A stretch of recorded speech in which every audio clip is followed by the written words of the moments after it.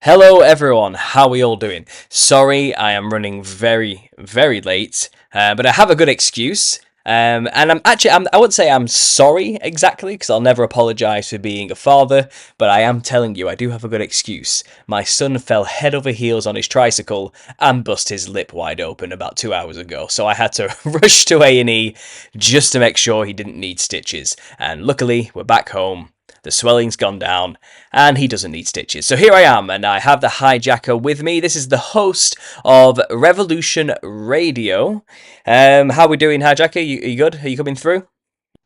Yeah, how am I sounding? How's my audio? It sounds loud and clear to me. Guys in the chat, could you do me a favour? While me and hijacker here are talking at the beginning, could you let me know if the levels are okay?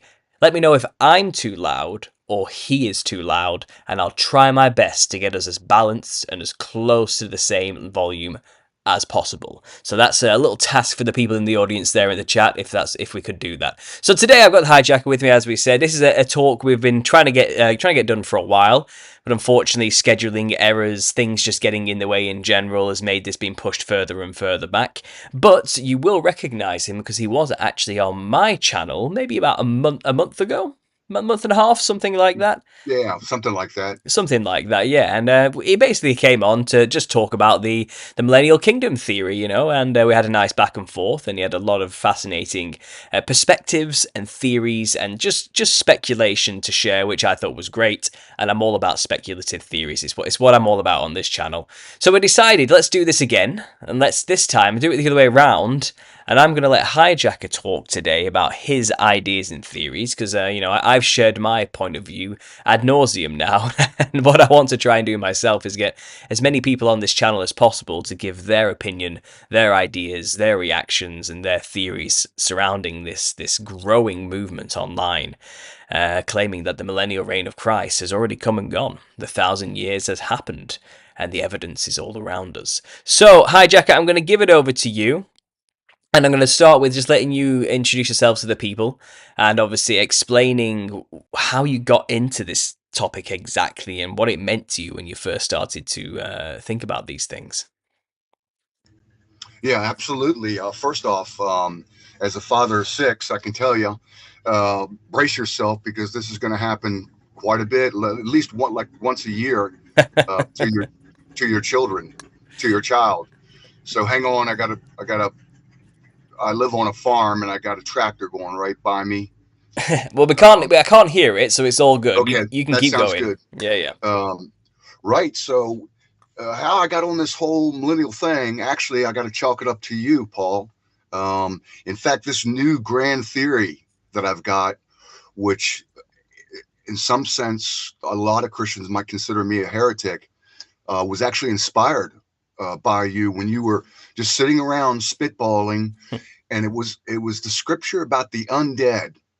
In other words, in Revelation 20, it talks about, and the undead did not live again until after the 1,000-year reign of Christ, uh, when basically Satan was loose and the little season of Satan came upon us. Hmm. Okay, we're still on the air, so something happened. No, we're still here. We're good to go. Right. Okay. Oh, I see. Somebody did the messaging. So, anyways, you were talking about the resurrection of the undead. You know that why were they all dressed in suits? Yeah. And hats a certain way. Uh, what is that resurrection? Sort of that second, or even it says the first, but really it was talking about the second, because the first resurrection happened right as Jesus came into his kingdom. I believe at 70 A.D. So I'm looking around and I'm listening to, yeah, exactly how that did happen. And and then I started thinking about, well, wait a minute. When I actually was reading about uh, the undead, and I'm thinking, how can that be? Because as a Christian, I don't believe in reincarnation. I Mm. just don't believe that's the way it is. However, I was coming to the conclusion of some exceptions, um, and those exceptions, I think, in the case of maybe, um, if a a miscarriage or other type, things that happened and basically in the womb. Okay, yeah, they would get a second chance. And then I heard stories from children that when they were young and maybe they were murdered, um, basically like in India, they could identify their attackers. And so there was other stories which were bubbling up, which made me think that, yeah, okay, they didn't get a full life. It's because the Bible says a man lives once and then comes judgment. And I thought, okay, well, they didn't really get to be a man, so I can see them being reborn and coming back. And so I was accepting of certain type of thinking like that. Hmm. But once you started talking about, and the undead didn't live again until after the 1,000 years, then that triggered a whole different theory, a Hmm. whole different way of looking at Christ's 1,000-year reign and exactly who we are in this little season of Satan. Hmm. And I thought, wow. And so then I went to the Word of God, of course, and I started searching the Scripture. Where could this be possible? And it didn't take me long, and I ended up in Sheol. And hopefully I'm saying that word right. It's like Hades. It's not like hell, Hmm. because you also discussed about a sort of a soul sleep state. So Hmm. it's not like you die and then you go immediately to heaven or to hell. Hmm. Um, but it talks about Sheol and sort of a holding place. Hmm. Um, and so once I hit on that, and I says, okay, so many scriptures, if you actually take a look at it, of what Sheol is, and that it is a holding place, and it is where basically everybody goes. They Hmm. don't, very few, only the most wicked seem to go directly to hell, but they seem to go to this holding place, uh, and it's like two or three categories of people go to this place. It's the people that died before Christ that were considered righteous, David or the prophets, righteous men, that type of thing. They went there, as well as basically the common sinners. They Hmm. also went there, which is basically the majority of us. And so, and then of course you had the hell where the actual wicked actually went. Hmm. And so there's different categories. And then once Jesus was crucified, and they say he spent 3 days and he went down to Sheol, and he proclaimed basically the good news. They said there appeared a great light among the captive uh, uh, that were in Sheol, and so I started thinking, well, wait a minute, what do you mean he proclaimed the good news? If those billions of people, and I do believe there was literally billions. I think the population charts are way off. There's many truther channels that talk about the demographics do not make any sense for history on what they claim. Hmm. It's just like it's utterly ridiculous. So think about you're the common sinner, and then Jesus appears in Sheol. Well, it does say that after 3 days, when he was rose again, that there was more than 500 sightings of, fairly famous people, could be prophets, David, like the righteous. Actually, he did take them, like he said to the person, the one person that was crucified on his one side. He said, "Today you'll be with me in paradise." And so I think that when he rose from the dead, and more than 500 sightings, witnesses of past saints that had died basically during Jesus' ministry, as well as the righteous of old, they were immediately released from Sheol. Hmm. But then he said, proclaim good news. So I got to thinking, well, if I'm sitting in Sheol and I'm a sinner, and a great light appears, Jesus, and he was probably 300 foot tall because we all ganged him. It is sort of a twilight darkness, uh, place in Sheol. It's not. It's not like bright, brilliant life. It's not like our world down there. But just the very fact that they say just a great light appeared, which means they were sitting in some type of darkness. Yeah. But if I was one of those, Paul, and Jesus appeared, now, wouldn't you say, "Yeah, I'm sorry, Lord, take me out of here"? I mean, wouldn't it be like a no-brainer that like you would get like mass repentance? Yeah, I believe in you. Get me out of here. Mm-hmm. And I think what Jesus said, he goes, no. First, what I have to do is I have to actually prepare the world for you, because you are a violent lot. You are sinners. And I know that after my 1,000-year reign, you will be released. All of you are going to get a fair shot. And that's the other big thing. One of the big problems with Christianity is that basically people say, well, what about the Aborigine that never heard of Christ? Or what about all the different people before Christ came that never got a chance to hear the good news? You also inspired this, which brought me into Sheol, into this whole new concept, is that everybody's going to get a fair deal. Everybody's going to get a chance to live. And that's what I believe this life is about. I believe it's part punishment, part trial, and also part literally making us use our free will and making us make a choice. You're either going to go with God's law, his way, or you're going to go to the dark side or your own selfish side. But you will make a choice. And so that's the other big thing that this does clear up, is all these people that have lived before us or lived in other cultures, even as much as 100 years ago, who never got a chance to hear the gospel. They're all going to get a fair shake. I think this is like the promise of Messiah, Yeshua, no question about it. And then the other thing that had the big problem with Christianity, that this sort of grand unified theory of Christ's millennial reign also covers, is that life is just not fair.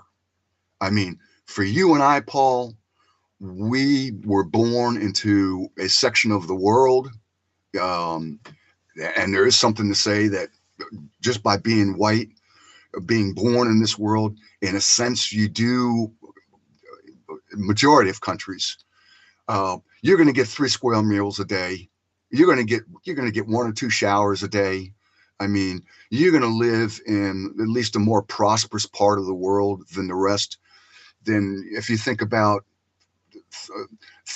the Ethiopian or Nigerian African American child, 12-year-old girl, African American, that's born in a Muslim culture, and her basically lot in life is she's going to marry, a 60-year-old, sort of chief of the village type, and that whole type of culture, completely different religion, and we know what her life is going to be like, and she's never going to get a chance to hear of the gospel of Christ. It's just not fair.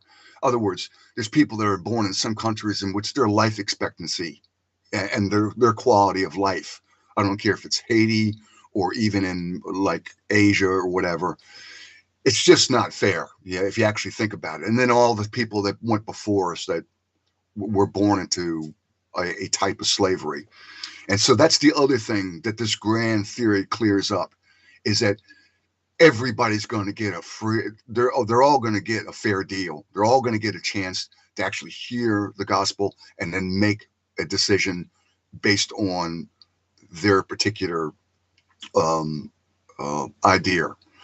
And so then the final thing, the reason why I believe that the people that are here right now are from Sheol, and we are getting all of our fair shake, our fair deal. And we are the ones that were in Sheol. And I think Jesus promised you, don't worry. I've got it. After my 1,000-year kingdom, I am actually going to prepare a world for you, as violent as you are, because if you think about it, Paul, ever since mankind has been on this earth, always violence, always conflict, always war, genocide. Hmm. You just can't pick a century or a place on the earth in which, once the men creatures are born, whatever it is, our greed, our lust, there's something about us, our selfishness, we start a war. And so Christ would have known that. And so I think he made the promise to literally beings in Sheol, saying, look, this is how it's going to go. You're going to stay here for right now. I'm going to have my kingdom. I'm going to build out an infrastructure in a world in which all of you are going to get a fair shot. Then your memory is going to get wiped clean. Then you will be born.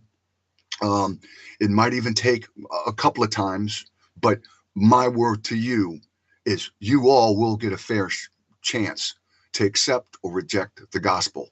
Right now, yeah, you all are in this place, and it's not even free will. You want out of this. You want out of this place. I understand that. So you all are going to say, yeah, we're in, but that's not how you have to come to me. You have to come to me by faith. It's got to be a free will decision. And in this place, it's not exactly free will, because, of course you went out. But so you'll get your memory wiped, and you will be born in this special, and I call it a special age of grace. And that's the little season of Satan. And so this is what I think happened. He did that. He came down, made the promise to the people in Sheol, as well as to the whole world. I'm talking about all conscious beings, that they will get an actual chance. This is not reincarnation. That's not what I'm talking about, where you like millions of lifetimes and that you evolved. No, I don't think it's like that. Karma does play some angle to it, which is the disparity of Paul living in England and the quality of life that you have versus other people. It could have been maybe in the other life, that's the reason why they're starting at a deficit, or like a handicapped person. There's got to be reasons for it. So this is what I think happened. Then Christ, after 3 days, he is basically resurrected, ascended into heaven right around 33 AD.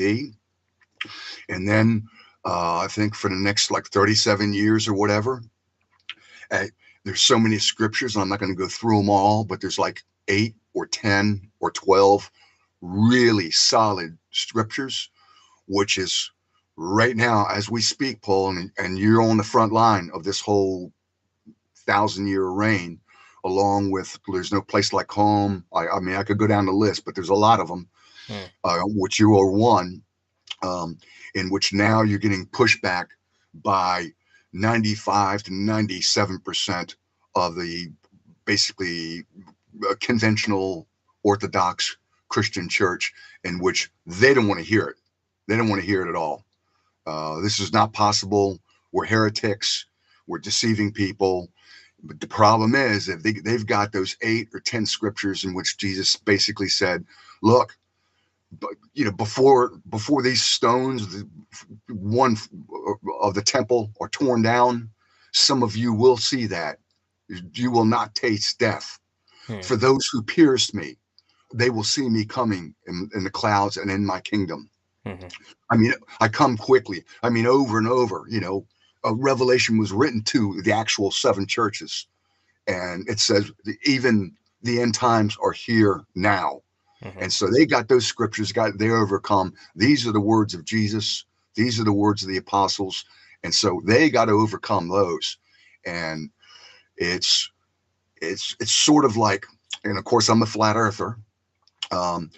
It's sort of like something like that in the sense that the late great Rob Skiba, who was basically murdered during the anyways, he basically he got this video of the Chicago skyline, and the guy is saying it's a mirage.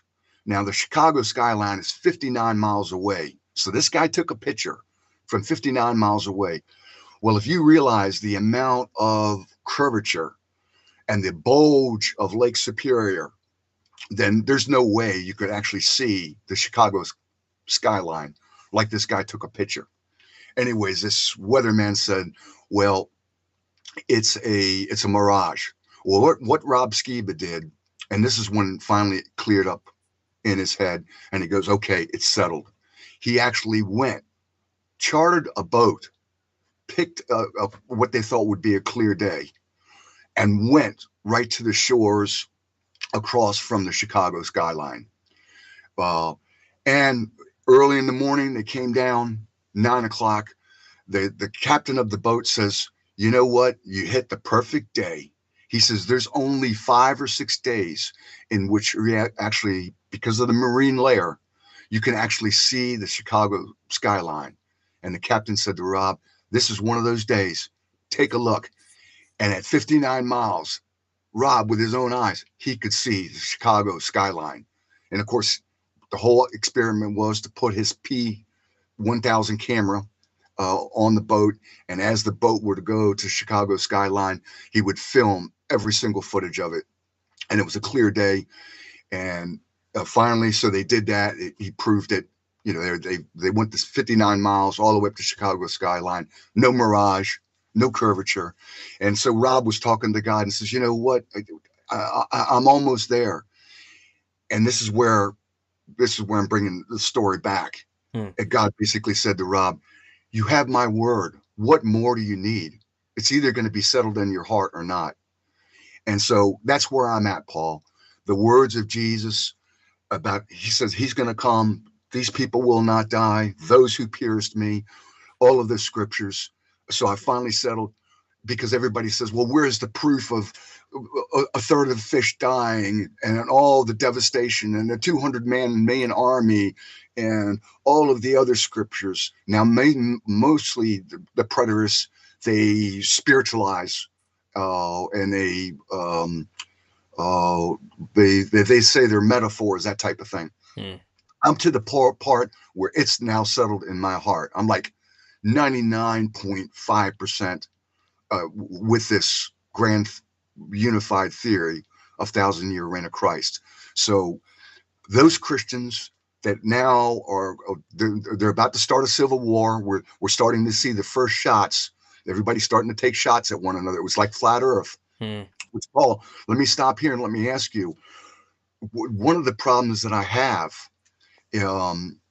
is that well-meaning Christians, Bible believers, no question at all, they have good works. Some of these people are authors and writers, and what I'm having problem with is that I know how easy it is to basically click a few buttons, or if you actually wanted to go out and find out with a P900 Nike P900 camera or 1000, they can easily find out there's no curvature on the earth, and that the earth is basically actually it's an enclosed structure, but it is flat, and it's biblical. There's something like 400 plus scriptures, and it's even more than that if you would expand the scriptures, like look up, your salvation draws nigh.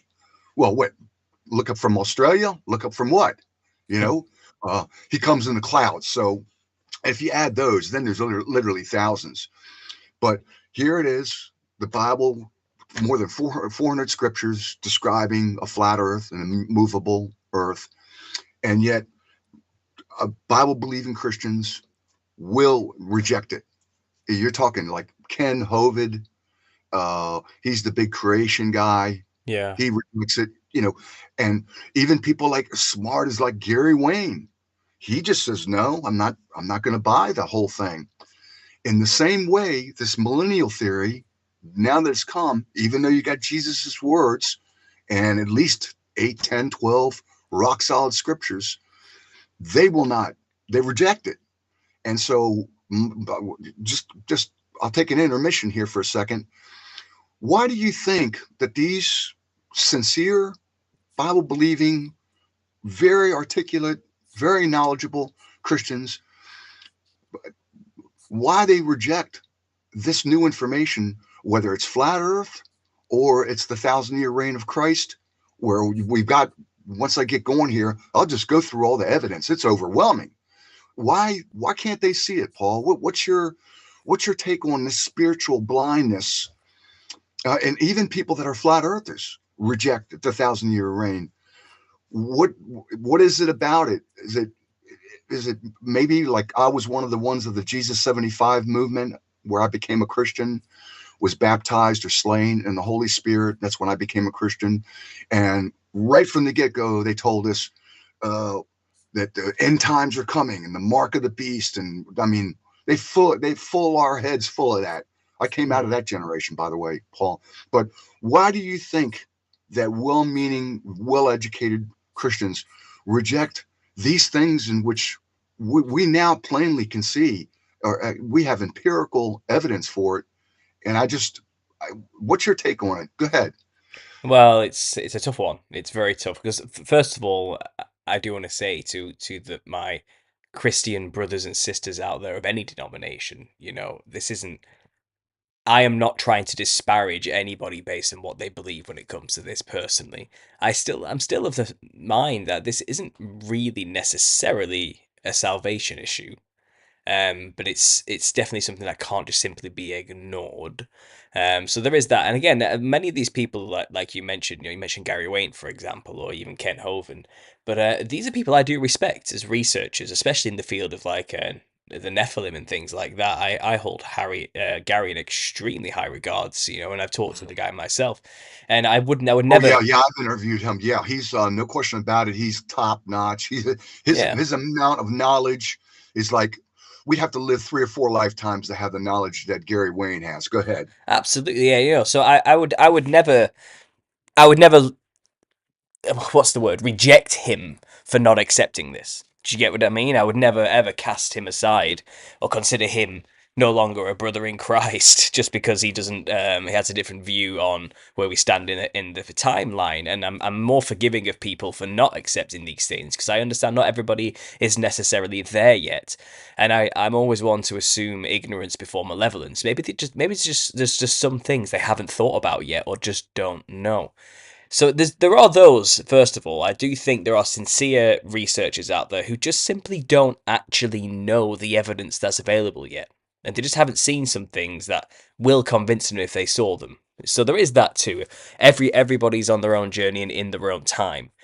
And then I think there are those who hear this talk and hear the evidences, and I think they do get scared.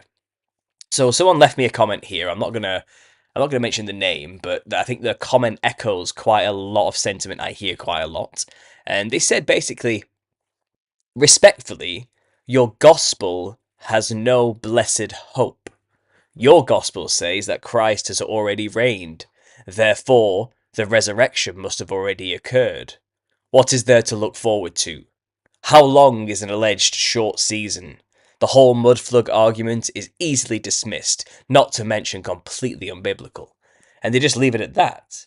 And my response was, well, first of all, I don't really talk about the mud flood, so you're just projecting something you've heard from another channel onto me that I don't know what you're talking about. And then my response to there's no blessed hope is, well, my hope is in the new heaven and earth which is yet to come at the end of all of this, not some 1,000-year earthly reign where I get to reign with Christ. No matter if we are pre or post millennium, that should be everyone's hope. The final new heaven and earth after the little season. But their response to me was, that's just it. The new heaven and earth occurs before the 1,000-year reign. Respectfully, you are projecting in your assuming that the North Pole is the camp of saints, or that we are in the little season, period. You aren't taking into account all the promises associated with the resurrection and the millennial reign. For example, no wars. Animals don't fight each other. You are making massive assumptions instead of just believing what the Bible says regarding eschatology. And therein lies the problem. These people don't actually understand what the Bible does actually say on this matter. He thinks the new heaven and earth comes down before the millennial reign. But that is not what the book says. So who's taught him that? Why does he have his ignorance before malevolence again? It clearly states the new heaven and earth doesn't exist until the old earth is thrown into the lake of fire after the great white throne judgment at the very end of time. There is no, it never said anywhere that Jesus' millennial reign would be all hunky-dory and perfect and wonderful, exactly, and it's still here on a physical plane in Earth. It never said that Jesus' millennial 1,000-year kingdom would be, perfect on a brand new Earth. It never said that. It's at the end of the time of it all. So I think a lot of people hear this, and what they're hearing from us, people like me and yourself, is it contradicts what the church told them. Not what the Bible told them, because they haven't even been shown that part of the Bible where it explains clearly the timeline, and that we could very possibly be in the little season. There is no what makes us so special that we would not be those people who live during that time? Somebody has to live in that season, and it's going to be a time of extreme deception where people do not know who they are or where they come from. And as you were explaining earlier, it may have to be that way so we have the free will to make a sincere choice on the matter of our salvation. So what seems weird and cruel to us actually is working for good from God's perspective, if you understand. And I appreciate you mentioning a lot of those things earlier, trying to talk about ideas of resurrection. A lot of people throw quotes like, well, it says it's only appointed for man to die once and then judgment. And I would say, well, Jesus brings good news, and it's well within God's power to change things, especially to change what men wrote in a book. Well, no, absolutely, but also look at the scripture says it's appointed to man to live once, and then comes judgment. Well, if Jesus went to Sheol and he was down there to proclaim, they saw a great light, and he proclaimed the good news. Mm-hmm. Then basically that was the judgment. Look, this is what I've decided. You all are going to get a fair deal. You're going to get a fair shake at salvation. You died before I was even on the scene. You never had a chance to hear the gospel. My judgment is you're going to get a chance. You all are going to get, Exactly. No, I think this is when I've made videos explaining, look, we have to reinterpret a lot now based on this new perspective. For example, we're talking about the book of life is opened at the final great white throne judgment, and whoever's name was not written in the book of life went to the lake of fire. Okay, so people then have always interpreted that as sinners will burn in hell for eternity. But that's not what it says, and we need to understand what it means by names written in the book of life. Is it possible he's referring to creatures that never should have existed, like the Nephilim, let's say? Are their names written in the book of life? Probably not. And I likely have to, I think, perhaps that lake of fire is reserved for those creatures, the demons that are still here currently in that fractaled realm, corrupting this earth and making it worse, And I am of the opinion that, look, hell is real. I'm not denying the existence of hell. I'm certainly not denying that. And like you said, I think there is that is a place for certain people, sure, But at the same time, I think our concept of who that is truly for has been a little bit skewed, because even a lot of Christians don't even believe in the existence of the Nephilim and understand that history and why these creatures may need to go to that kind of place to be fully removed, and so the corruption can't continue. And this is the problem is, I think, for a lot of people, they have doctrine which has been given to them by specific denominations that they're not willing to let go of, and they're not willing to reinterpret scripture because they, from pride, more often than not, they think they have it already have it all figured out. And I feel like it's the fear of being embarrassed that they got it wrong that they're not willing to take upon themselves. And as you said, I have begun to see shots being fired from the other side now as a reactionary to people like me saying these things. And there are channels now who are making their anti-millennial reign videos, and I haven't had a chance to see them all yet, but I know they are starting to pop up and appear. And I think David Carrico from the Midnight Ride had his go, and had his do at the whole thing. I've just heard that a channel called Truth Unedited has made his anti-millennial kingdom theory video, but I reserve judgment before I watch it. I don't actually know exactly, but from what I've told, it was basically based in anger more than anything and utter rejection. And I do think a lot of people are mainly worried about letting go of futurist doctrine, which is what they whether I don't think they realize it. I think they think it's the only possible doctrine that you should be following. But futurism is a type of doctrine that is relatively new, actually, and isn't the only way to interpret the Bible. But I think they've been convinced that it is the only way. You know that we are about to live through tribulations, and then Christ will establish his millennial reign. And if it's not a physical kingdom, they say it's going to be a spiritual kingdom we're already living through right now, and it was never physical or something like that. But that's not what the book says. That's not what the words of Jesus himself said. And again, you've got all the evidence. I've shown the evidence as well. Maybe we can get into that. But I think a lot of people are scared through pride to be publicly proven wrong when they've supported one way for so long. It's not only pride, or other words, it's not only, I shouldn't say, it could not be pride. For instance, Gary Wayne has weighed in on this. And the thing is that there are some people like Gary Wayne, Zen Garcia, although Zen Garcia is a flat earther, they're so invested in their authors, and they've got timelines figured out, they've got bloodlines figured out, they've constructed a whole system in which it all does make sense when they start breaking down who wants to be the Antichrist and the different people from the bloodlines. They are sincere, Paul. Of the course, problem yeah. is they are invested, or they were like I was. Here I was 16 years old when I became a born-again Christian, and my whole world all the way up into the last couple of months, literally, and the only reason I got the breakthrough that this 1,000-year reign concept, millennial reign, has already happened, the only reason my mind could actually accept it is once I ran into flat earth in 2015, and I finally, in fact, I became a flat earther in like 2 hours. I think I saw Matt Powerlin vid in which, he was on a sort of a mini vacation with the people from NASA. Matt Powerlin is a surreal painter, and they were trying to convince him. And then later on, he realized what the scoop was. And then Eric DeBay, I saw The Flat Earth Conspiracy.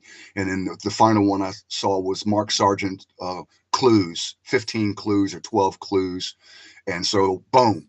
And the only reason I was able to become a flat earther so quickly is because Zen Garcia, he basically, in his doctrine about the serpent seed line, about, Lucifer, father of Cain, and the Canaanites, and people that were had basically Nephilim blood in them, and or that deals with sort of the reptilian human hybrid who are among us, and they rule us. So here I am, Paul. And not only do I believe we're in a flat earth that's enclosed with a dome, think how insane this is, but we're also in this atrium with these serpent seed line people that look just like us, but actually are ruling over us. And so when this whole millennial 1,000-year reign came along, I said, well, could that be? I mean, and so, but outside of that, if I didn't know some of this other stuff, it would be a hard stretch. It's like being born into a belief system in which, just like sort of in the Muslim faith, the chances you breaking out of that, or if you're born Mormon or Jehovah's Witness, the chances of breaking out of that as a child. So sometimes it's not pride. Sometimes it's just like, that's like, no way. It's like saying something crazy that, we're an enclosed structure with, serpent seed people that are ruling over us with reptilian eyes and the whole works, shape-shifting even. It's like a bridge too far. No, so, I agree. I do agree. Again, that's why I'm not trying to disparage any brother or sister in Christ who doesn't believe that where we are in time. Because, like I said, if Gary doesn't believe this theory and this idea, then that's fine. That's fair enough. Because what the work he has offered and shown about the Nephilim and the bloodlines is true and fantastic and so valuable to us as Christians. And I'm thankful for all the work he's done. But what the sad thing I am noticing is, unfortunately, many brothers and sisters in Christ would not offer the same courtesy to us. They would not remain or see us as equals or a part of the body of Christ anymore. They would call us heretics, excommunicate us, and kick us out in their own minds, and basically scream, "You need to unsubscribe from me if you believe this kind of stuff." And I think it's a sad state of affairs that they would treat us like that.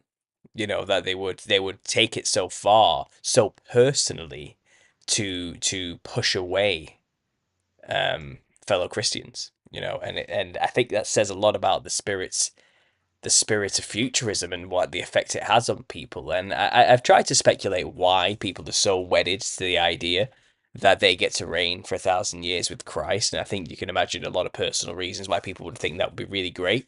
I think a lot of people are banking on, being saved from pain and suffering, or perhaps getting to be some kind of ruler over other people for a determinate amount of time or something. I don't know if that's the case, but there Or is. getting raptured, or the thing with Yeah, the rapture. Like they're getting out of all this, and they really don't yeah, care.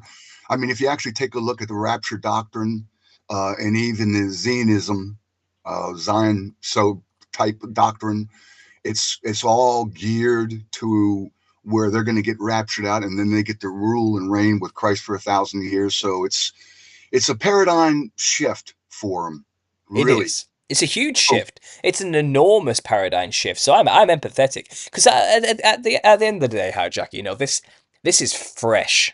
What we're talking about here, this is a fresh set of paradigm shifting information that we've only really just started to scratch the surface of. And this is far from done. This is not going away. This is gonna no, this is gonna keep snowballing and snowballing, just like the flat Earth movement did, to the point where there isn't going to be a single person worth their grit who's in the conspiracy world who hasn't thought about this concept, or at least heard about it, or come to some consensus on it. And where we are going to be in a decade's time with this theory is going to look vastly different from where we are now. Okay, like I said, this is trailblazing stuff, and people would say, no, preterism's been around forever. This is not preterism. This is not a formalized doctrine created by a Jesuit in the 1600s as some that's kind right. as some kind of counter-reformation to the Reformation movement of the Protestants in order to maintain papacy power. This is something else. This is the See, I did not come to this belief or this conclusion or these theories and ideas and concepts by reading the words of that Jesuit from the 1600s. That's not how I didn't even know about preterism till quite a while into exploring this concept and these histories and the evidences, and basically taking Jesus at his word when he said he came back quickly. I came to this because Jesus said in his own words, "I come back quickly." Not because some Jesuit wrote it down in some book and formalized it into a specific denomination in the 1600s. Okay, let's throw that out the window. And even then, most preterists see the millennial reign as spiritual anyway, not a physical kingdom. What this is something else. It's something else, and it's fresh because like I said, our evidence are actually observable, not just speculation based on just words that Jesus said. We have all these buildings, we have all these evidences of decimation all over the earth, tribulation style destruction everywhere. We have Well, evidence, we have we got vision. more than that, Paul. We Yeah. got it's man, the stuff I'm about to hit you with. In fact, listen, I know I'm pushing you to write a book on this thing, but Paul, that's got to be your next book. I mean, the Civil War started, and it's like when I went into politics, there's no stopping it. You're going to come onto the front line. I think you got to do a book on this, Paul. I really do. So, I do have another book to write first, so I am publishing the first half of my Nephilim Clowns book in 2 months, and then I have part two to write and publish in a year's time, and then who knows? Let's see where this topic is by that point, and where my research has taken me by that point, and if the spirit so moves me to do that, maybe I will write a book about this subject in particular. But I've never wanted to put myself in a position where I'm trying to preach doctrine to people like I am some kind of pastor or preacher or something, or have a ministry. Um, I just speculate about a lot of things, and I don't think I want people following me as the be all end all of what is and isn't the truth necessarily when it comes to doctrine. But I think I'm just in for the ride here. I'm just trying to figure it out with the rest of us, and maybe I'll write a book explaining that I'm just trying to figure it out with everybody else. But who knows? Who knows? We'll see. But right now, I have to finish the Nephilim book first. I have to get that done before I even consider writing a book on this. But Well, is the pre-selling of the book, has that been closed out, or are you still taking? Because I know you were to get the funds to finish the book, you were, and to actually publish it, you were pre-selling some of the copies. yeah, Are you yeah, still yeah. doing? So I offered a signed book offer once published for people who donated over a specific amount. But I've had 80 of those pre-orders now for the signed copy, and I've closed it. That's enough.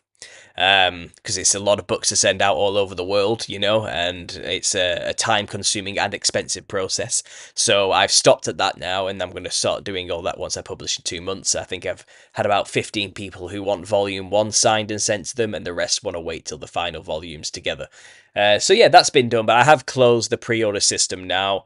And the money I need is there that people have donated to pay for everything, so that's all sorted now. So I don't need any more money from that angle for the book, if you get what I mean. But what I will do, obviously, in 2 months, is start selling volume 1 anyway, so that would replace any regular funds that came from the donations either way. So it's all in motion. It's exciting stuff. It's really exciting stuff, to be honest. Yeah, well, at least maybe if people are planning on buying the book, maybe they can at least like email you and say, look, when you do get the book, count me in. And that might help you out a lot. Get a list like that, because self-publishing is really it's a tough way to go. It's a tough way to go. It's Yeah, well, um I have my audience. I've got the people who want to buy the book who watch me on here, so I do my own self promotion through the channel in a way, I suppose. So people who hear about my theory or are curious about it will definitely hear about the book, and I do a lot of podcasts. So that kind of also spreads the word to a wider yeah, audience too. So I'm yeah, not you too worried about that. This should be fine. yeah, absolutely. Eh, Well, just to get back on this other yeah, grand theory. Um, so some people are invested, so it's not a matter of pride. They've constructed a whole timeline. You've seen the timeline of Revelation. yeah. It would take a mathematician to figure out, to understand that equation and formula. Hmm. And so that's for some of it. But the other reason that I believe that we're in this little season of Satan is that it's the actual nature of people themselves.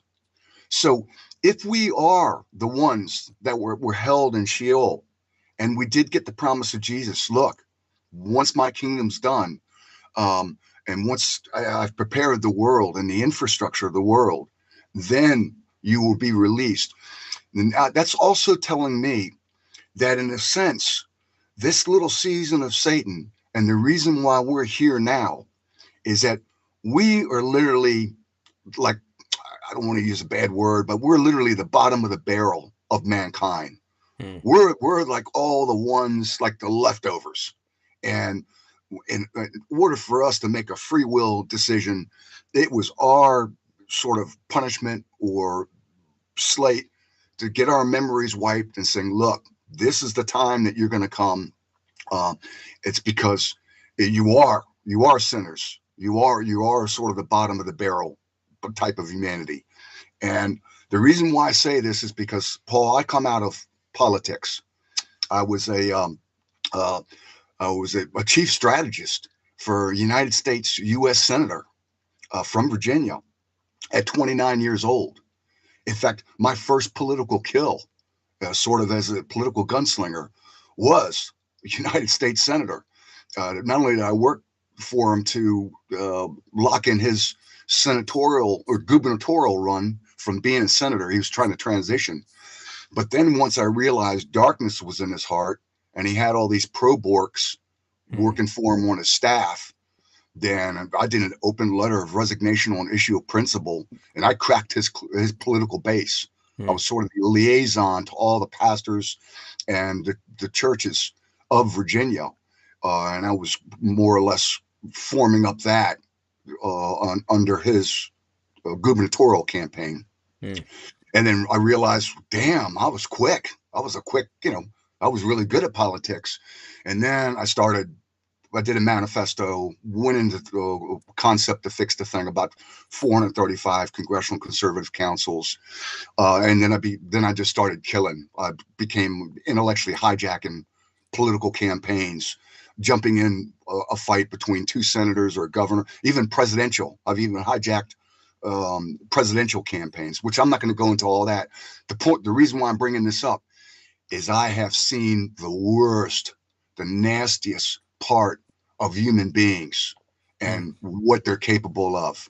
And so this also fits in with this theory that we are the ones that were released from Sheol. We had our judgment, and Jesus says, look, you're going to get a fair deal. It's because of the very nature of human beings today. We all know it. We're all rotten. I'm telling you, Paul, we are all rotten. We needed this special age of grace and to actually get a fair deal. Just coming out of the political world and just seeing just how wicked, I've been literally shot, stabbed 34 times, illegally locked up for political free speech.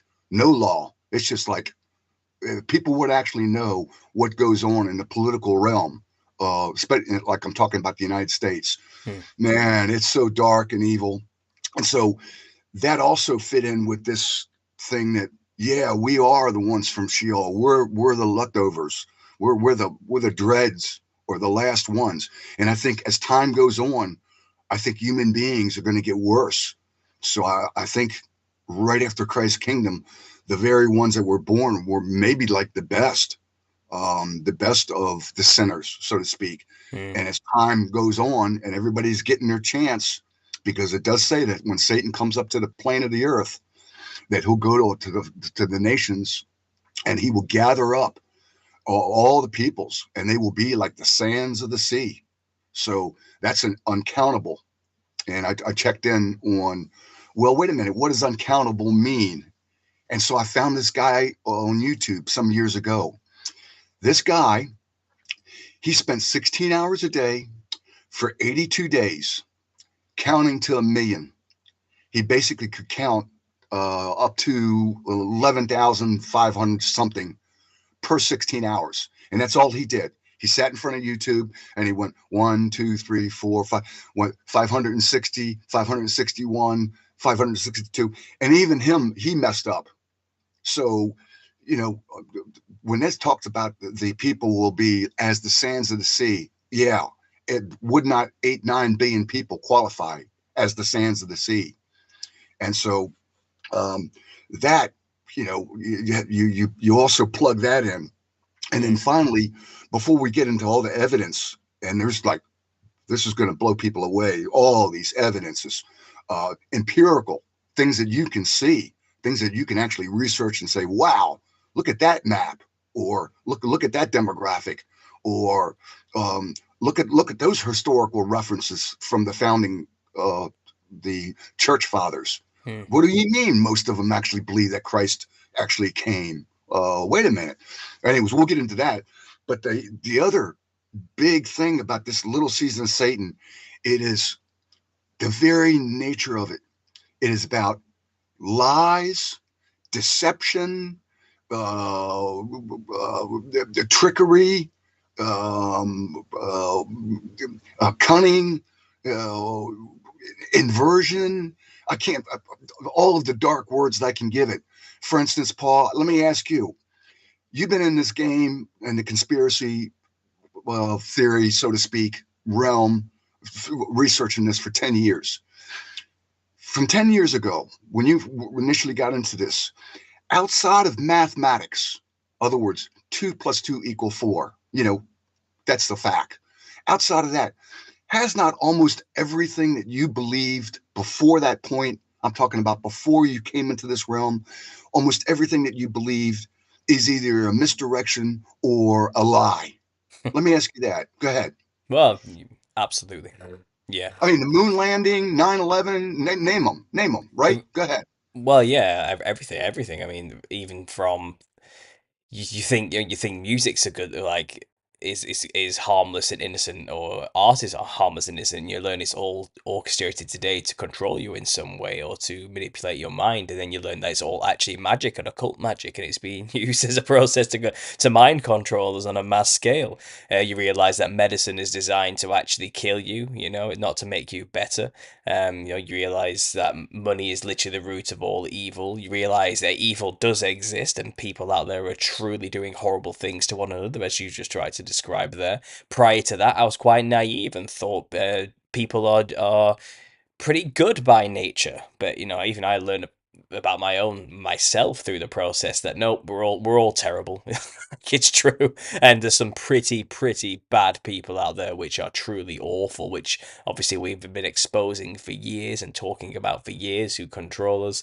Every aspect of our reality has inverted and upside down and on its head everything, to the point where I believe that nothing at all is put onto that box in the corner of the room without it being allowed to be there or to be part of the agenda in some way, shape, or form.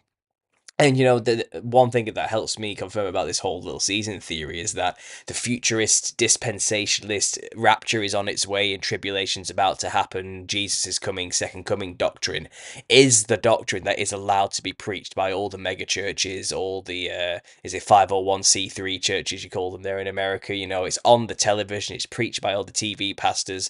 It's the mainstream doctrine they want you and are okay with you believing in. But when the world is controlled by these evil, satanic, Luciferian scumbags, and they're allowing that to be preached, why? Why do they allow that doctrine to be preached? Surely, if this was Satan's little season, well, if Satanists rule the world, let's say, forget about Satan's little season, they wouldn't allow that, right? They wouldn't even allow any Christianity on TV whatsoever, surely. So why do they allow that? Because it's a misdirection. Because Yeah, and clearly. even have somebody like a Nicolas Cage, who's a Mm. real big Satanist, I hear. He played a leading role in the Left Behind series. Go ahead.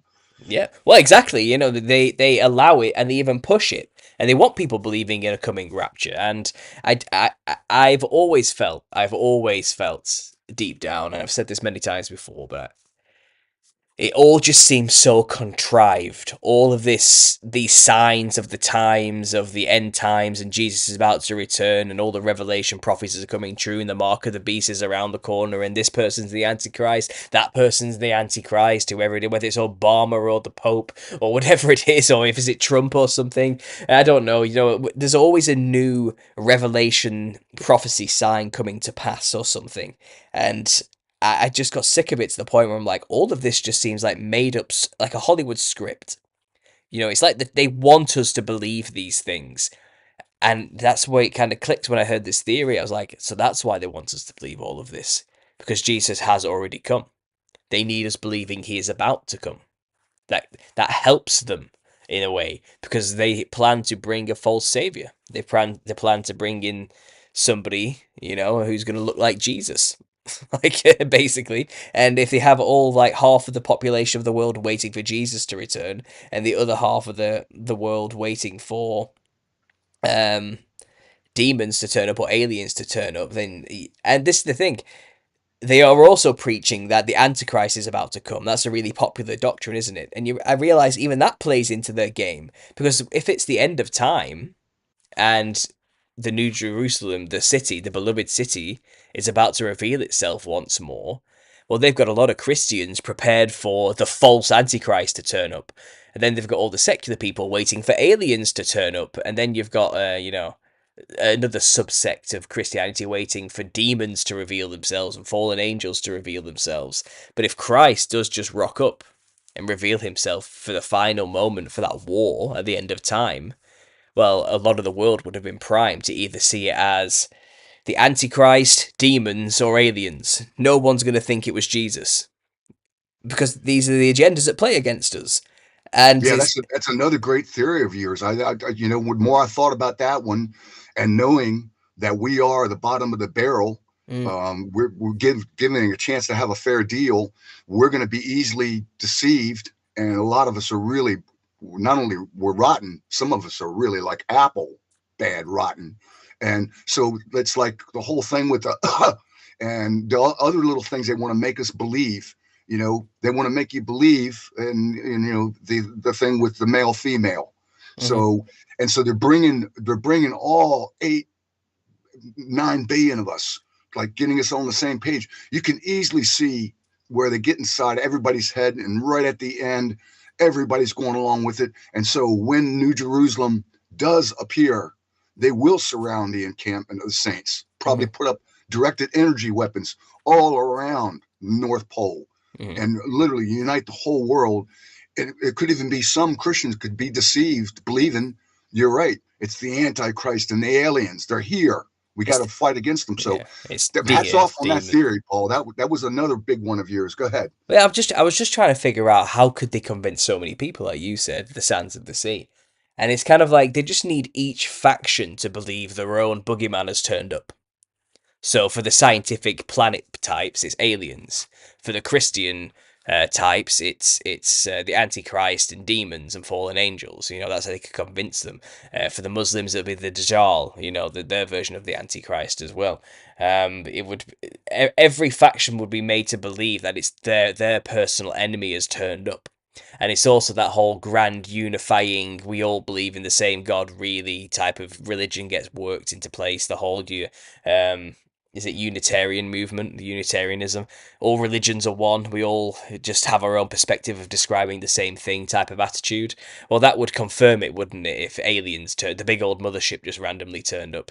But the long con for Satan's little season, for Satan to deceive the whole world and get his army, is that it's just Jesus. He's always been there. All they did was put the camera on him finally, and let the whole world see that he's there. You know, he never went anywhere. He never left. Jesus wouldn't even have to move the city. All that the controllers who know he's there would have to do is just point the cameras at him finally. You know, and just pretend it's new. Pretend, oh, look what's just happened to turn up over there, guys. No, we didn't see this coming, you know. But really, he's been sat there for the better part of this little season, however long it's been. Because when his millennial reign ended, he didn't leave. He didn't stop being there, like in a sense. You know, the place we made pilgrimage to, he's still there. We just don't know Yeah, it. It's just been hidden from us. It's just not on the maps. You know, we're just not allowed to travel that direction. It's just not in any commercial flight paths or sea cruise paths or whatever you want to say. You know what I mean? It's just been kept out of our consciousness and our view. yeah. And And I'm not buying the Northern Lights. I forgot. I think it was no Place Like Home, Shelley or whatever. She's talked mm, about the actual colors of that come off from the throne of God, actually describe what the Northern Lights colors are. So it could very well be that the city and the Northern Lights, and it also could be that when uh, when Christ basically said, "Okay, Satan has released, my 1,000-year reign is over, so now I'm going to shield the world from this. Satan's going to get his time. My mm, promise to these billions of people that they're going to get a fair deal. Now it begins, and so it could very well be that he is purposely hidden or cloaked the New Jerusalem, holy mm, city that it talks about, mm, which is another thing. That one guy that had made a comment, he talked about like a new heaven and a new earth. Look, buddy, you got to read your Bible. Revelation 20 is about the little season of Satan. mm, The new heaven and new earth doesn't happen until Revelation 21. And if you believe that we're in a new heaven and new earth with the level of deception and evil, everybody can see it all around. It's just getting really dark, mm, and all the evil. If this is like the new heaven and new earth, oh, yeah, they really they believe Satan is like in hellfire now, and in the lake of fire? Well, Come on. that's the argument they use against me. They assume that's what I'm saying. They assume because of their false teachings they've been indoctrinated with that I'm claiming this is the new heaven and the new earth with this theory. And I'm like, of course we're not saying that because they don't know that Satan's little season even exists in scripture. They have not been shown that passage. They have not been explained. It has not been explained to them where that fits into the narrative. And Exactly, Paul. Listen, I've been a Christian since 1975. So, and I've read my Bible probably 40 times, cover to cover. Literally, I was on this program for a while where every year I would read it. You know, it had this like little program, and I basically read the Bible like every couple of months. I accelerated the program, and I did not even, never even came into my head that there was a little season after the 1,000-year reign of Christ. I don't know how I missed it, but like everybody else, completely under the radar, foreign to me. I had to actually go when I first heard it. I said, "Oh, that's a bunch of crap. I'm going to knock this out and like flat Earth. I'm going to take care of this real quick," right? And then yeah, boom, there it is, right there. And then once you started talking about the resurrection and you were spitballing around ideas about who these people were, then I started reading about the Sheol, and then I realized, and I can get into this in just a couple of minutes, what the master plan was, or what I call sort of the crown jewel of God's creation, which was the 1,000-year reign of Christ, building out the infrastructure, just so we, the bottom of the barrel people, get a fair deal in this little season of Satan. But yeah, go yeah. ahead. No, I want to get into this because this is a fascinating part of your perspective and speculation, which I really enjoyed. And if I was to summarize it quickly here, I think what you were saying is the millennial kingdom, which was when he reigned, he was building everything we inherited today to help us have a chance.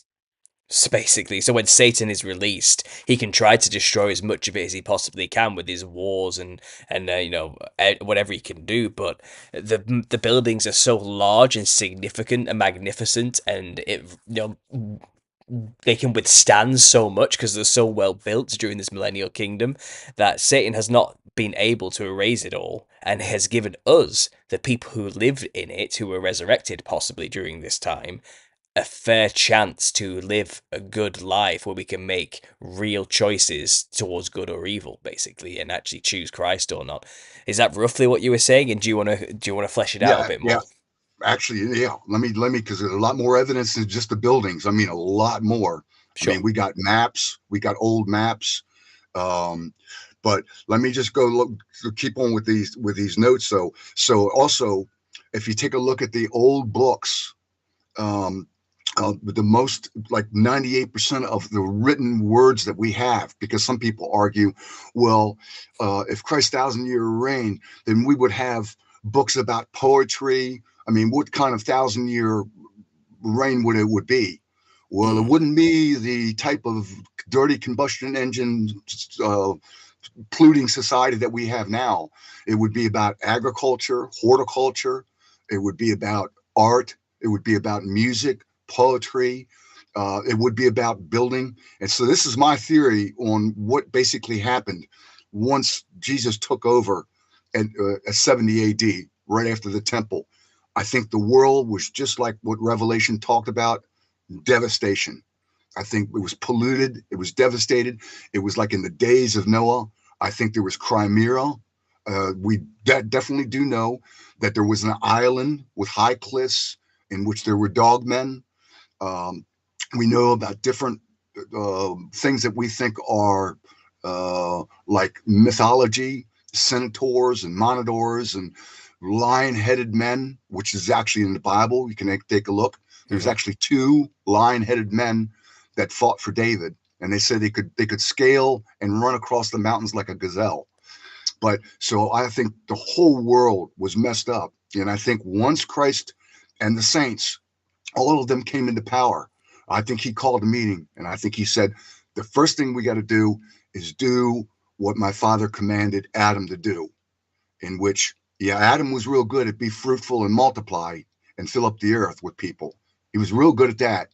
and his progeny. However, he didn't do the second, which is take possession. Other words, subdue the earth and everything on the earth, the creepy crawly things. Build out this world as a garden. This is your work. And so I think Jesus said we have to fulfill that part of the command to Adam. Of course, Christ being the second Adam, he goes, okay, so the first thing we got to do, saints, is we got to clean this place up. The second thing that we're going to do is that we're going to use this 1,000-year kingdom, because after this 1,000 years done, there's a whole group of people, billions of them, that are in Sheol, that I promised them, who never got a chance to hear the gospel. They are going to get a fair shake. We have to build the world out and get prepared, because once these people are released, they are violent, they are sinners, it's going to be nothing but wars. And so we have to set this whole 1,000-year reign up to not only show a testimony that the 1,000-year kingdom has been here, but so that these people, like you say, they're actually able to come into a world which is not as dystopic, and at least they have some time to survive. So not only did he build out literally tens of thousands of cities, I'm talking about throughout Africa, South America, all over. And you can see this particular Greco-Roman type pillar, dome, tower, incredible type of cathedrals all over. Just take a look at Calcutta, or take a look at Budapest. Or there was another one I saw the other day in Scotland.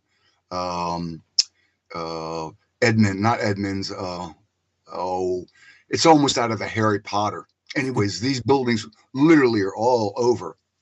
Literally, they built hundreds of thousands of them, in which as soon as Satan was released, he started devastating them.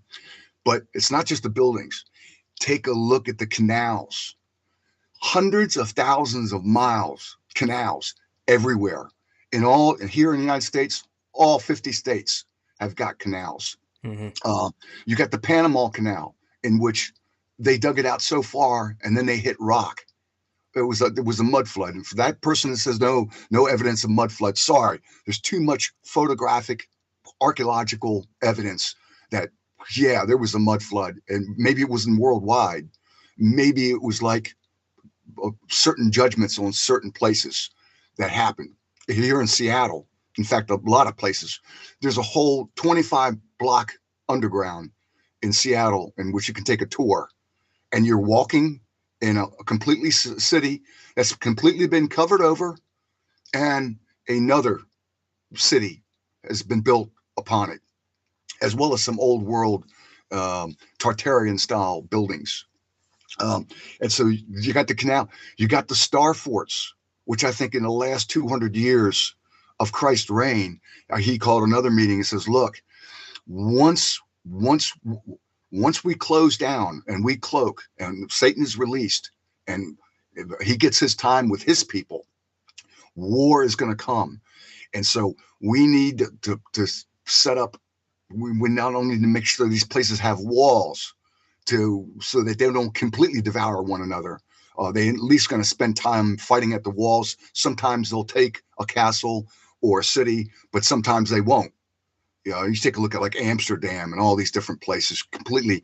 But we need to set these star forts up, and then in them, we need to make them granaries where we'll stock them with food. And then that local particular power structure that's left, once I basically cloak and close down, there's going to be a power vacuum. You're going to have little guys like Genghis Khan. They're going to be grabbing up whole chunks of my kingdom. And they're going to say, it's Tartaria. This is mine. This is the Tartarian Empire. Here's my flag, the little griffin. I'm going to take over the whole kingdom, and I'm going to call it mine. And I'm going to go on the warpath.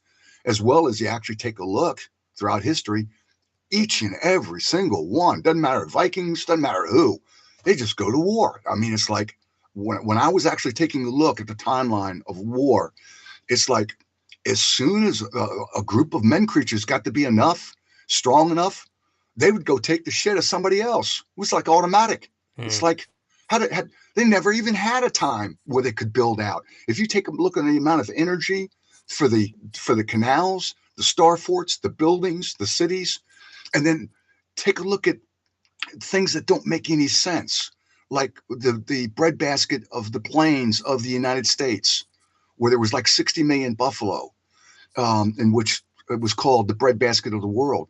Well, it turns out they have one like that in Africa. They got one like that in Ukraine and Russia. These places should be full of trees, but they weren't. And so I'm thinking that Christ had set up a whole complete system, knowing as soon as he basically went quiet and cloaked and Satan was released, he knew all hell would break loose, and he provided all of these different things so that we could survive. I've ran into another one, Paul. Get this. You're not going to believe this one. So let me find it right here, because I got my notes right here for it. You're not going to believe this one. This is absolutely crazy. Try me. The American chestnut tree. So if I were to tell you that 25 million acres that expanded from Pennsylvania, New York, Pennsylvania, all the way down the Appalachian Trail, in other words, Appalachia. If I were to tell you that as little as 100 years ago, it was covered with a forest which was older than the forest of the redwood trees in California, would you believe me? Yeah, here's another one. So here's the story. The American chestnut, they grew. Now they didn't grow as tall as the grand pine, or in other words, the redwood tree. Like some of those trees grow like 800 feet. Well, a couple of even maybe 1,000. Most of them are about 500 years old. There's a couple that they've checked and has been as old as 700 years old. Mm. But these trees, these American chestnuts, they covered 25% of Appalachia, all up and down the mountains, 130 foot tall. They were 14 foot wide, and some were as old as 800 years. There was 4 billion of them. In fact, it's like Christ had planted these trees, and what these trees did for the pioneers and the people that came over, it was chestnut. It was chestnut flower. In fact, they could split rail them. They made barns out of them, homes. These trees provided all kinds of masts for ships, beams for factories and structures. I mean, there was so much. In fact, the chestnuts alone, they say a child could go out into the forest, and what he could gather in a couple of hours, a child could pay to buy his own shoes. If you actually take a look at the whole history of the American chestnut. And so fences, slings, barns, of course, the chestnut flour, they made bread. And then this guy of a certain tribe decided to bring over the original American chestnut, which it actually came from China. Mm. And so China, that's where their tree originated from. But somehow magically got over here and filled up the Appalachian Mountains with these 4 billion trees. So he brought over ones from China. And what happened is those trees, they had developed an immunity from a certain disease. And when he brought them over and those trees grew up, they brought the disease in which those trees had immunity, but the rest didn't. And then all of those 4 billion trees started dying. And when they died, it was literally the greatest environmental disaster that happened after that. 7 species of butterflies went extinct. 7 different types of other moths went extinct. The trees all of a sudden went dead. They rotted, and they end up causing landslides and blockages to rivers. And all of a sudden, all the chestnuts weren't there for the deer population and the hogs and all the rest of the population to feed off of. They died off. All those people that lived a good life off that one tree in the Appalachian Mountains, a lot of them were forced off their homes and farms and from doing business because they couldn't get these giant trees and log and make their living out of it. Mm. So, and then the stuff started rotting in the rivers or whatever. Species of fish went extinct. Here's one: the carrier pigeon. At one time, the carrier pigeon was the most amount of birds on the earth. They were everywhere, and they were centered literally over this whole giant forest in Appalachia. The carrier pigeon, they didn't even survive it. They went extinct. And so many things happened once those trees went down. But my point is that I'm putting forth that the reason why the Great Plains were clear and not full of trees, which they should have been. It doesn't take long for trees to get going. I live in the country. Trust me, you don't cut your field for just a year or so. Trees get in there. They make grass. They put grass to shame. Mm. So I'm even thinking they domesticated the buffalo. And there was large teams of buffalo that actually, during the millennial reign of Christ, not only cleared the Great Plains, but then used it as a breadbasket to feed, because I think it was a world of plenty. And outside of the initial maybe few years of Christ establishing his kingdom, I don't think there was any wars. I mean, the amount of time it would take to do canals, star forts, Great Plains, Ukraines, all these grand buildings worldwide. There's no time in history that you can account for it. You literally would have had to have 1,000-year reign to accomplish everything that the residuals of just what we can see right now. Go Mm. to the top 10 unexplained places. Look at the footage of Dresden, Germany, Yeah. in the 1930s. Go ahead, Paul, because you live where these cathedrals are chock full. But anyways, think about the amount of time and the patience. Think about the time and the patience. And why do they build the buildings? It was like every building, the guy that was in charge, he was building the building for the eyes of his king, for Mm. the eyes of God. It makes no sense that the detail and the beauty. Why would somebody put that much time into, you know, getting ready to present his building and get it dedicated to King Jesus? That Mm. would only make sense. Anyways, talk about those kind of buildings real quick, Paul. Yeah, well, obviously I live in England, don't I? And I've traveled to Europe, and I understand. Yeah, it's awe-inspiring the level of beauty and time that has clearly gone into these buildings. I mean, even I live in a very small town city in the northwest of England, and even my just walking around my own town square, there's actually some images coming up on screen now as we speak. The remains of the city hall that got burnt down mysteriously in the 70s for some reason. But even that is clearly a cathedral of sorts, and there's the typical Romanesque pillared styled architecture next to it with incredibly ornate, detailed, stone-worked buildings next to it with many rooms, kind of like the typical palace of Versailles style. And it's kind of like all these buildings are. It's kind of like you look at how they're built and how many rooms they have, and it's kind of like, why did they need a building like this? According to our main narrative, why do all these buildings have hundreds of rooms in them, spread out over vast space? I mean, I've walked around Paris, the city of Paris, for example, which they say is a Roman city, a Roman built city, but that place is something you have to see it to understand. What we're trying to say here, like where did they find the time, as you're trying to explain, to actually do this? This is a country that has been at war forever, all the time, and it's kind of, and the level of detail and beauty in some of these buildings is, like you said, astronomical, and it's kind of, even the drain pipes look incredible. Even the things that process the waste look impeccable and perfect. A piece of artwork that deserves to be in the gallery in its own right, and it's it's a feeling, and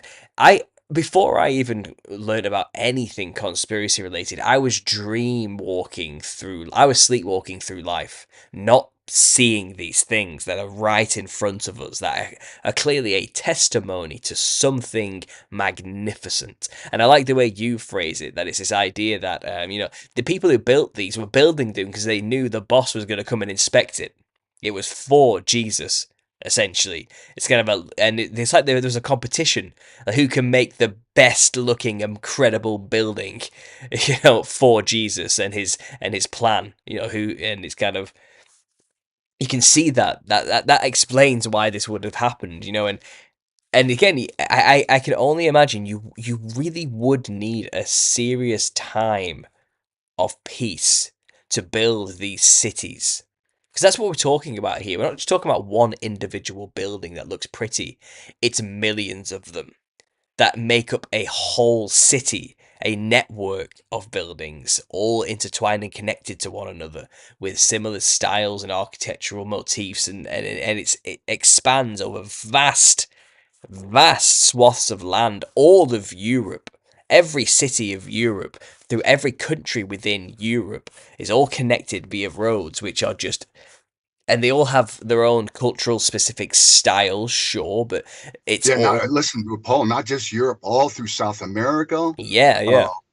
all in Asia. Take a look at Calcutta Hmm. before they knocked all those buildings down. Take a look at the old buildings of Calcutta.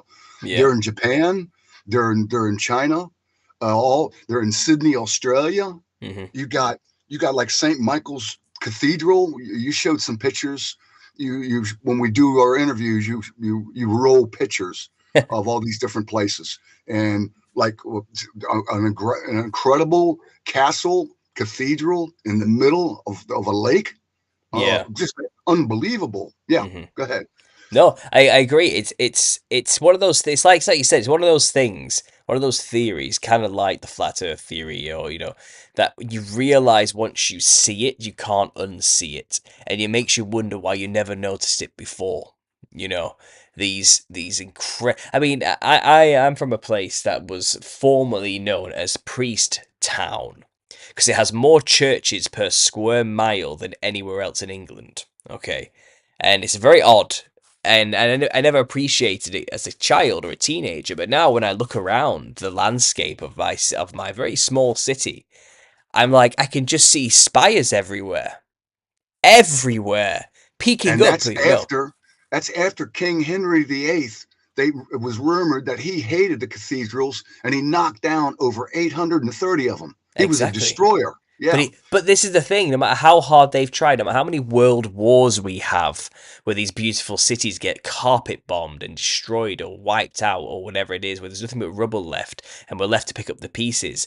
Even then, it still remains.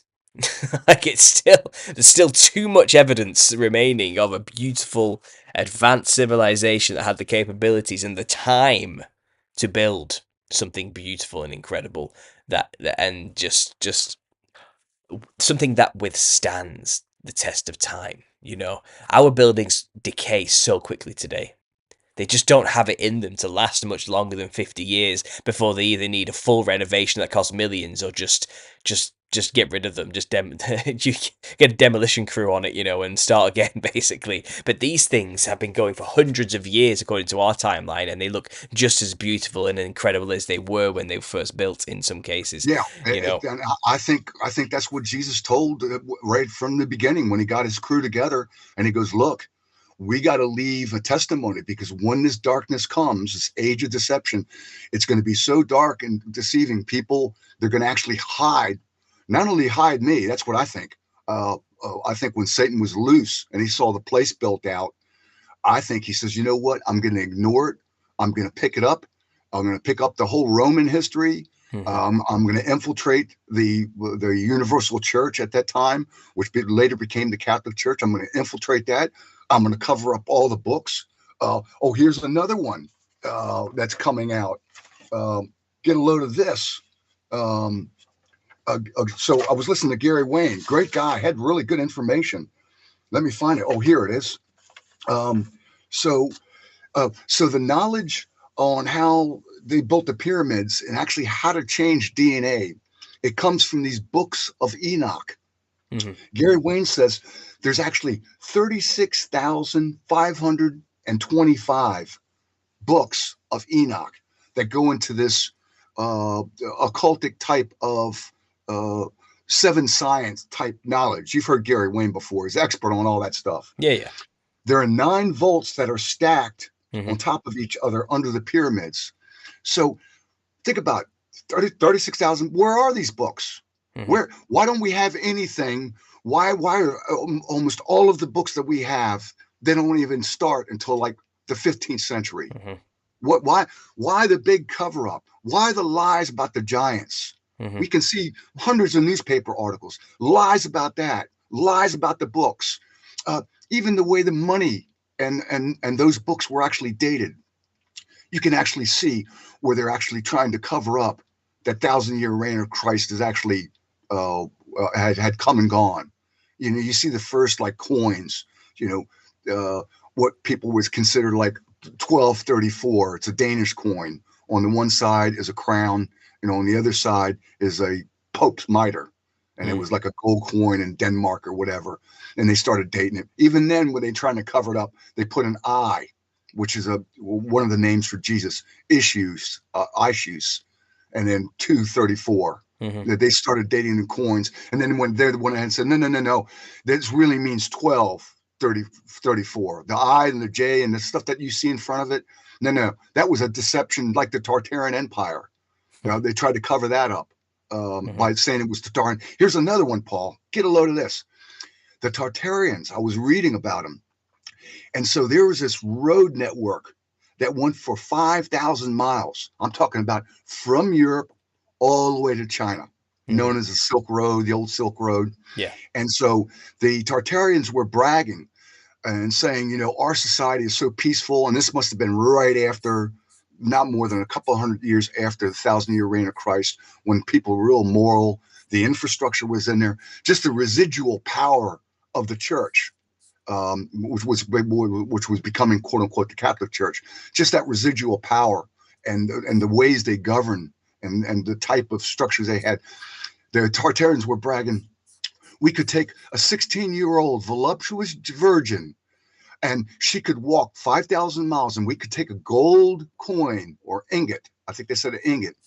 And she could wear it on the crown of her head and walk by herself and nobody would touch her.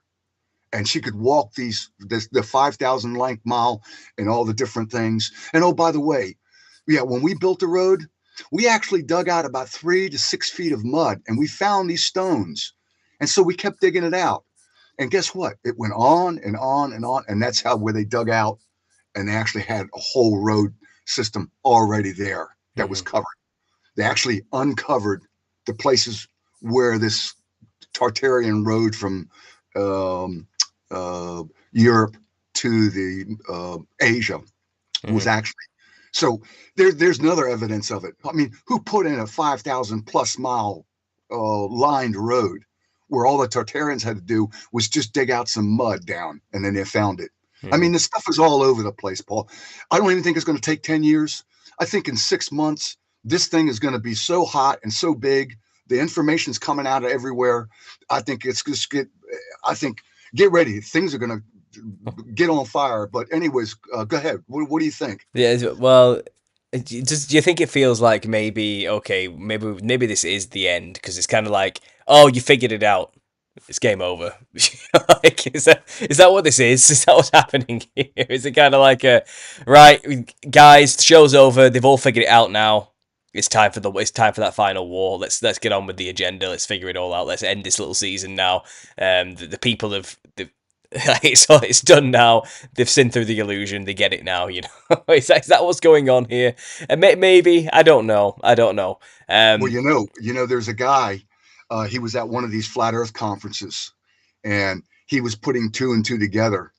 And I don't know if he was talking to Zen Garcia or he was a speaker, but he was saying, you know, they had Mark Sargent, you had Jaron. I mean, you had the whole cast and crew of the real hardline flat Earth content creators. Anyways, they were all talking, and this one guy says, "Well, you know what this means? This means because we figured this out.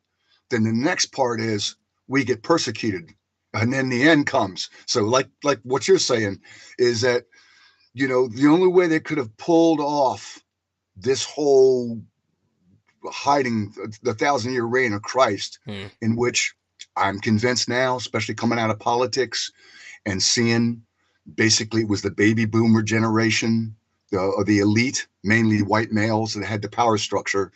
They're the ones that let basically the communists take over our country. But it's a lot of pastors too.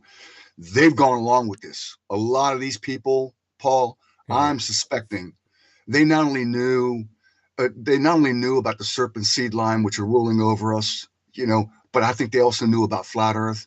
And now I'm starting to suspect that these same people also knew that the 1,000-year reign of Christ had come and gone, Hmm. and there was a big cover up.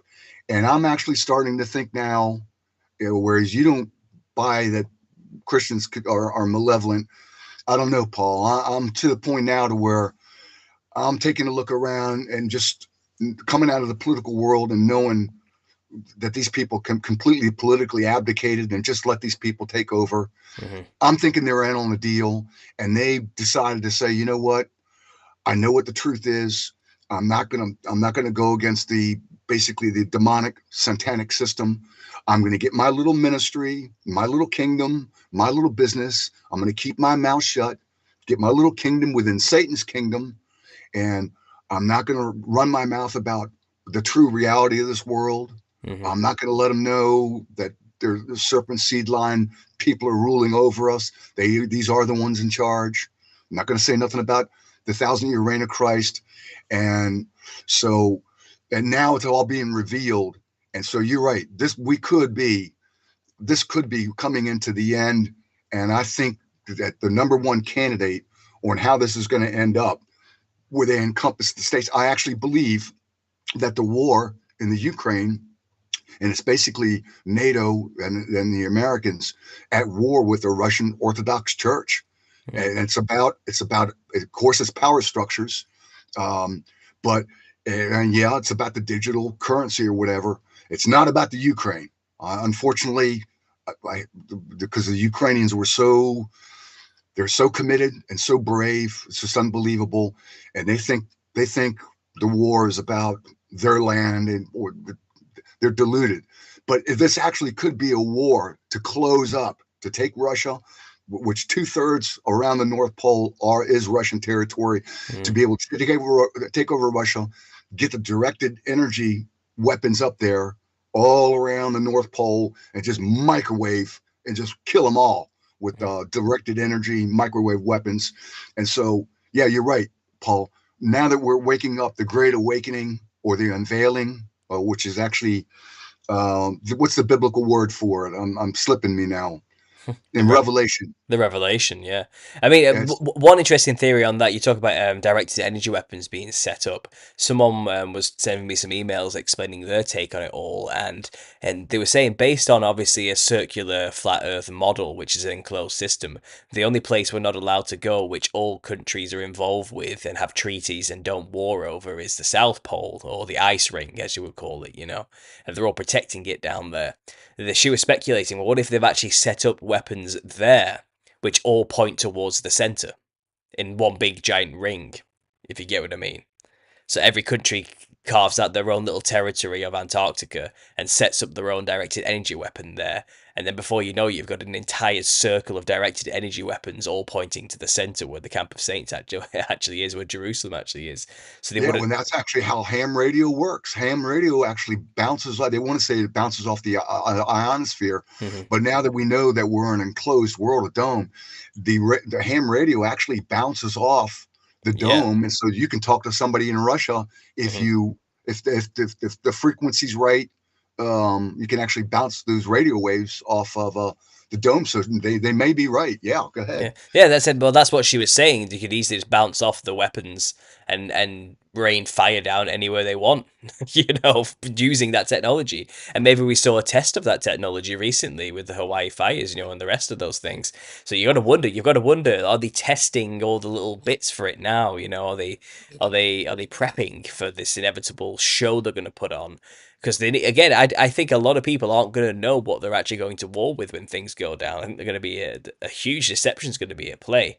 And which is why maybe it doesn't matter that we're actually preaching the truth now that we've figured it out. It's too late, perhaps, for that.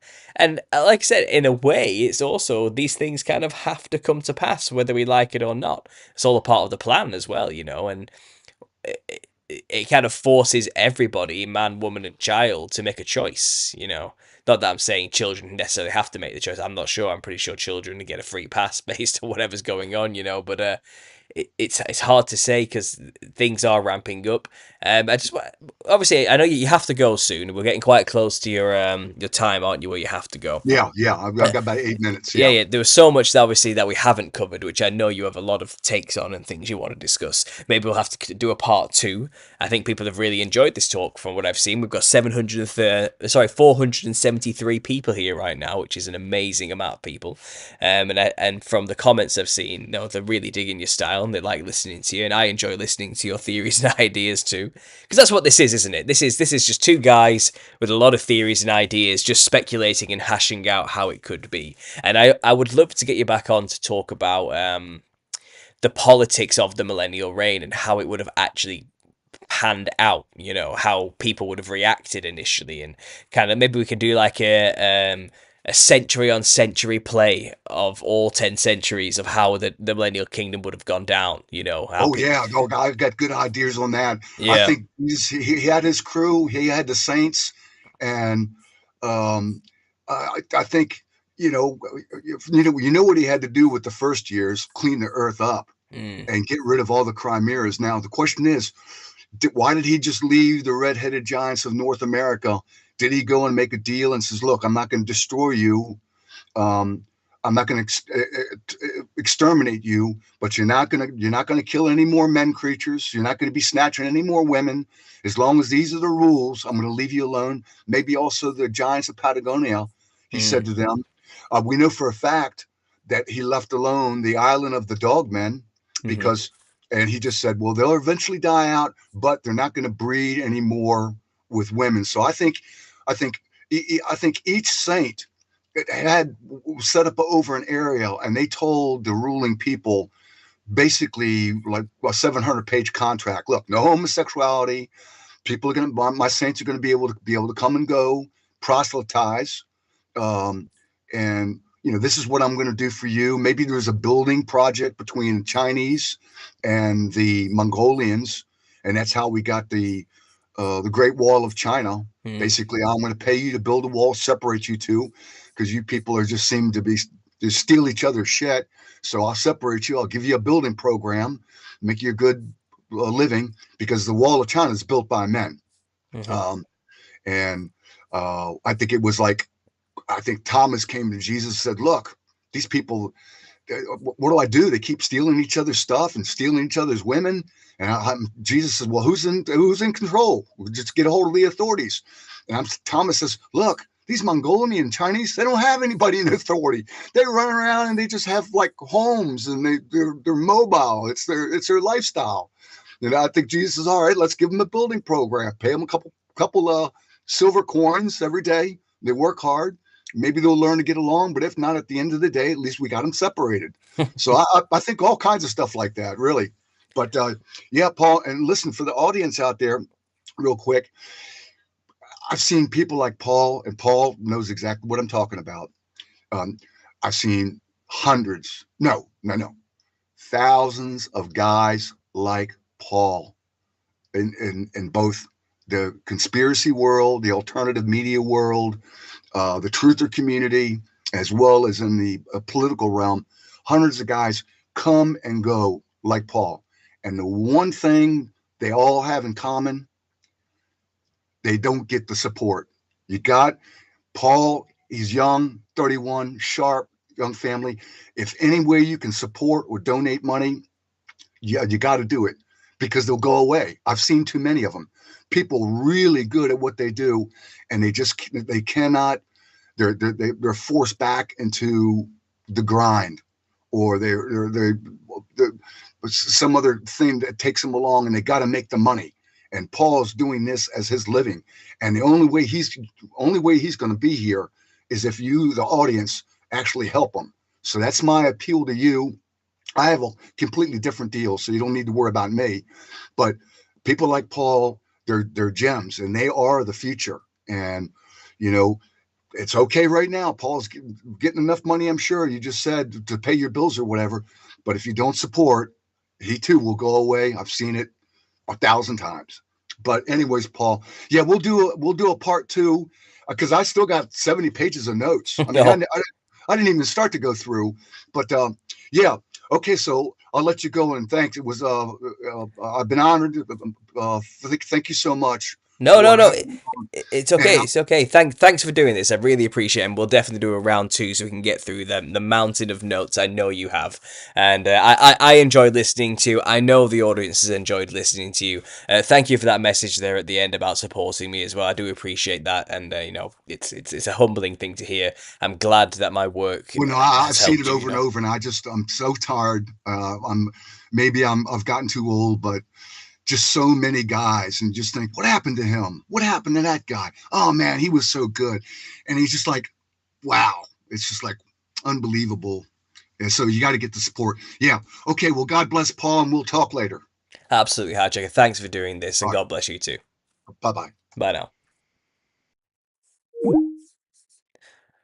Okay, guys. Well, I hope you enjoyed that talk with the host of Revolution Radio, the hijacker. There, nice guy. I really enjoyed listening to his ideas and his speculation, his passion and his excitement. It gets me excited just listening to him go. You know, it's like, and you know, he's truly a man after my own heart. I see myself in him. I'm the same. He and I can talk for hours about these ideas, and I hope you've enjoyed the ride, just sitting back and listening to these ideas too. And I think you have. Thanks to all the people who've donated today, and thanks for all the gifted memberships as well. That's really kind of you to do that, and I really appreciate it. Honestly, I do. And I'm in the middle of moving house as well, and all sorts of things. So this actually does go a long way in helping support me do all this stuff. So I really appreciate that. It's come at the right time. So thank you so much.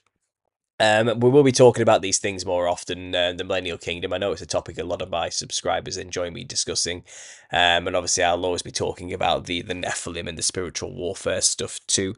But I do have an interview tomorrow, which is live. I think at 8 p.m. We're going to be talking about the Nephilim clowns again. And on the weekend, I'm on a radio show. I think it's KKLA 99.5, to talk about the Book of Revelation and these ideas and the things like this, and what it means to be a contrarian conspiracy theorist Christian in the modern age, you know. So hopefully I could stream that too, or maybe that'll come later for Patreon first. It depends how the radio host wants to deal with that. And then I also, the same day, Saturday, I have another podcast visit. And then I've got somebody coming on to join me on my podcast on Sunday as well. So it's going to be a full week of live shows, guys. Lots to look forward to.